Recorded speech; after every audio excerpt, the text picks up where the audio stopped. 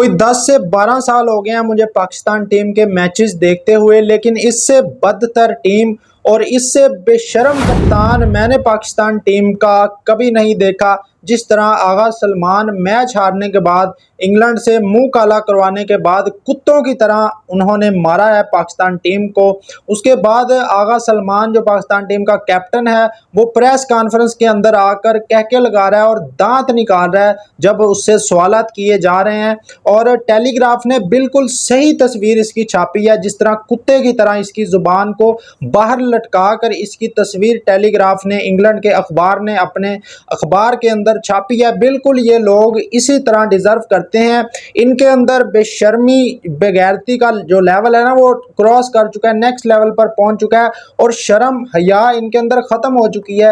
ان کو پتا ہے کہ ایک مہینے کے بعد ہمارے اکاؤنٹ میں 40 50 60 لاکھ آ جانا ہے، تو ان کو کس بات کی ٹینشن ہے، یہ کسی بات کی ٹینشن نہیں لیتے۔ اور پہلے بھی پاکستان ٹیم ہارتی تھی لیکن اتنا ذلیل ہونے کے بعد نہیں ہارتی تھی، ٹیسٹ میچ چوتھے یا 5ویں دن تک جاتا تھا، لیکن اب ان کی بے شرمی کا عالم یہ ہے کہ ٹیسٹ میچ جو ہے وہ دوسرے تیسرے دن ختم ہو رہا ہے۔ اگر بارش نہ ہوتی تو یہ 1.5 دن کے اندر ٹیسٹ میچ ختم ہو جانا تھا۔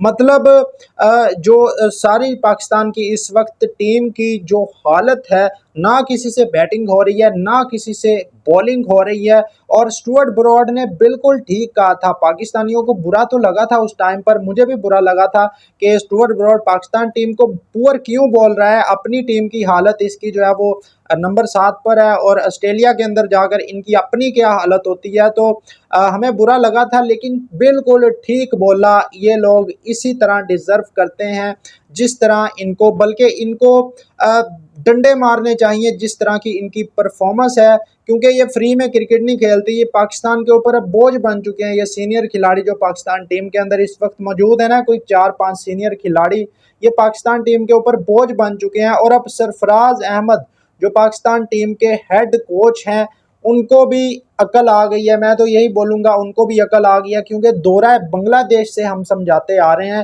کہ یہ سینئر کھلاڑی یہ کچرے کا ڈھیر ہیں، یہ آپ کی ٹیم کے قابل نہیں ہیں۔ اگر آپ کسی جونیئر کو ان کے جگہ پہ ڈال دیں گے وہ ان سے زیادہ رنز کر جائیں گے۔ ان کے اندر نہ سکل لیول ہے نہ ان کے اندر ٹیمپرامنٹ ہے۔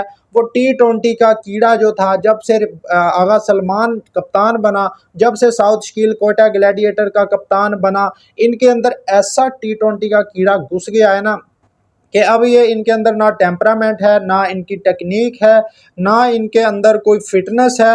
مطلب اور یہ سب چیزیں تو چھوڑ دیں، اوپر سے یہ بغیرت بھی ہو چکے ہیں، اور میچ کے دوران کہکے لگا رہے ہوتے ہیں، اپنی ہی جو پوزیشن ہوتی ہے میچ میں وہ بالکل ہار کے قریب پہنچے ہوتے ہیں، اور میچ میں دانت نکال رہے ہوتے ہیں بے شرموں کی طرح۔ اب سرفراز احمد جو پاکستان ٹیم کے ہیڈ کوچ ہیں، ان کی جانب سے جو خبریں آ رہی ہیں وہ یہ آ رہی ہیں کہ پاکستان ٹیم نے 4 کھلاڑی ایسے ہیں جن کو کافی زیادہ، سرفراز احمد جن پر کافی زیادہ برہم ہوئے ہیں کہ آپ لوگ سینئر کھلاڑی ہیں پاکستان ٹیم کے، آپ لوگ اس ہار کے ذمہ دار ہیں، اور آپ لوگوں کی وجہ سے آپ لوگ رسپانسبلٹی نہیں لیتے۔ بھائی بنگلہ دیش کے ٹور سے ہم آپ کو یہ بات سمجھاتے آ رہے ہیں، یہ ٹیم آپ کو کبھی نہیں جتوائے گی میچ، یہ آپ کا منہ کالا ہی کروائے گی، یہ پاکستان کا نام خراب کرے گی یہ ٹیم، یہ میچ آپ کو نہیں جتوا سکتے۔ 4 کھلاڑی جو ہیں وہ آپ کو میں بتا دیتا ہوں کون کون سے کھلاڑی ہیں جن پر سرفراز احمد کافی زیادہ برہم ہے، جن پر ہار کا ملبہ ڈالا جا رہا ہے۔ کیا باقی کھلاڑی دودھ کے دلے ہوئے ہیں؟ کیا باقی یہاں پر مجرا کرنے ہیں؟ یہ آپ نے کمنٹ باکس میں لازمی بتانا ہے۔ اس کے علاوہ جو ناصر حسین ہے، انہوں نے محمد رضوان کو غیرت کے انجیکشن لگانے کی کوشش کی ہے۔ وہ محمد رضوان جو آج کل جس کو پاکستان ٹیم کے اندر نہ کیچ پکڑ کے پتا ہوتا ہے کہ ایج لگا یا نہیں لگا، جب وہ بیٹنگ کرنے آتا ہے تو خود غرضی والی بیٹنگ کرتا ہے۔ اس کے علاوہ دنیش کارتک، اس نے بھی محمد رضوان کے اوپر جس طرح جو بات کی ہے بالکل 100% میں ایگری کرتا ہوں۔ دنیش کارتک سے جس طرح اس نے محمد رضوان کو اس نے بھی غیرت دلانے کی کوشش کی ہے۔ سب سے پہلے وہ 4 کھلاڑی جن پر سرفراز احمد اس وقت برہم ہیں، اور یہ معمول کی بات ہے کہ جب میچ ہارتی ہے پاکستان ٹیم تو خبریں نکالی جاتی ہیں کہ بھائی فلاں کوچ فلاں کھلاڑی پر برہم ہے۔ تو اب 4 کھلاڑیوں کے نام میں آپ کو بتاتا ہوں۔ سب سے پہلا نام جو ہے وہ امام الحق کا نام ہے، جس پرچی کو انہوں نے شامل کیا یہ جانتے ہوئے کہ اس امام الحق کی ایوریج صرف راولپنڈی کے اندر 90 پلس کی ہے، پوری دنیا میں اس کی ایوریج کوئی 24-25 کی ایوریج ہے، اور یار اس سے اچھا تو آپ سائم ایوب کو شامل کر لیتے، وہ اس سے بہتر پرفارم کر جاتا جس طرح اس نے آسٹریلیا کے اندر جا کے ون ڈے سیریز میں پرفارم کیا تھا۔ اس سے اچھا آپ شہزیب خان کو شامل کر لیتے، لیکن نہیں، آپ لوگوں نے پرچیوں کو شامل کرنا ہے اور پرچیوں نے آپ کا ناک کٹوا دیا ہے۔ اب نہ آپ کو اپنی عزت کا خیال ہے، نہ آپ کو پاکستان کی عزت کا خیال ہے۔ اس کے علاوہ جو دوسرا کھلاڑی ہے وہ جی آغا سلمان، جو کپتان ہے، جو کافی میچوں سے فلوپ جا رہا ہے، اور اس کو بھی کہا جا رہا ہے کہ آپ رسپانسبلٹی نہیں لیتے۔ بھائی وہ جب سے آپ نے اس کے اندر T20 کا کیڑا واڑا ہے نا، تو یہ بندہ فارغ ہو گیا ہے۔ اچھا خاصا یہ بیٹسمین تھا ٹیسٹ کرکٹ کا، جب سے اس نے T20 کھیلنا شروع کیا یہ بھی فارغ ہو گیا ہے، اور اوپر سے آپ نے اس کو کپتان بنا دیا، اور اوپر سے یہ اتنا بے شرم ہے، پریس کانفرنس کے اندر آ کر ذرا اس کو تمیز نہیں ہے، دانت نکال رہا ہوتا ہے پریس کانفرنس کے اندر بیٹھ کر۔ یہ ہے آپ کے کپتان کا حال۔ اس کے علاوہ جو تیسرا کھلاڑی ہے وہ محمد رضوان ہے۔